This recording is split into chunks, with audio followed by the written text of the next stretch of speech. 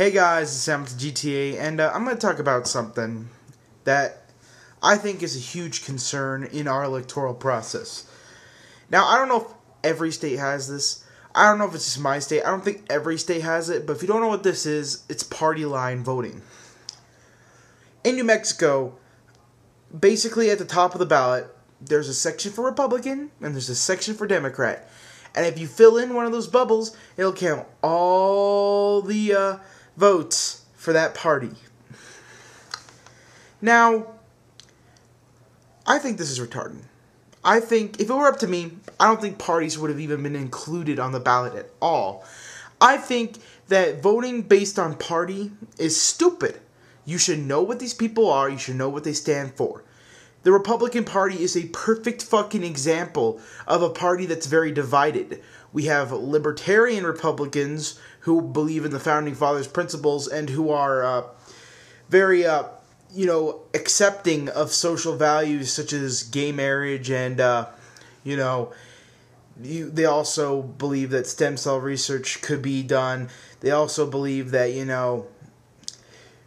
that we basically live in a free society. We should be able to do what we want. And that war is kind of pointless. And that cannabis prohibition is stupid. But then you got neoconservatives who are basically, the George W. Bushes of the world who believe, in all straightforward Christian values. And big government is bad, except when it comes to war. That kind of Republican. And it's a very, very important issue that we study our candidates, because it goes the same for the Democrats as well. You got blue dogs who aren't as bad, who just want, to remain status quo on government, not get any bigger, not get any smaller, and who have, the same social issues as libertarians, but want to do gay marriage in a different way. And then you have radicals, which are basically communists. And these are very big differing factors here in the political spectrum of America. And I think that we need to come together and just forget the fucking parties. I mean, it's stupid. I'm registered Republican because they lean towards what I believe in. And I vote for libertarian Republicans and, I vote for more conservative, more traditional conservative ideals rather than the neoconservative ideals. And that's the only reason I'm a registered Republican is because I need to vote in the primaries to decide this. Otherwise, if I could vote in the primaries as an independent, I fucking would.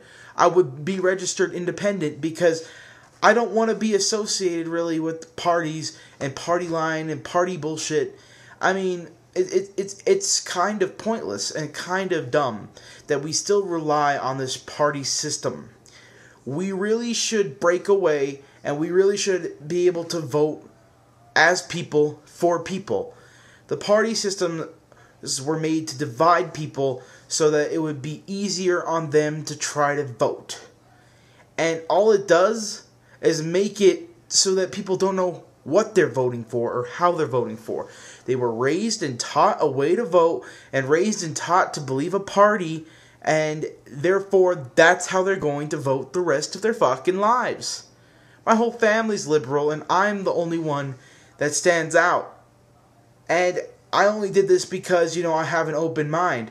However, my parents didn't try to brainwash me into their politics. Thus, I had a mind of my own. Lucky for me, I didn't have those type of parents, or else I probably would be quite different.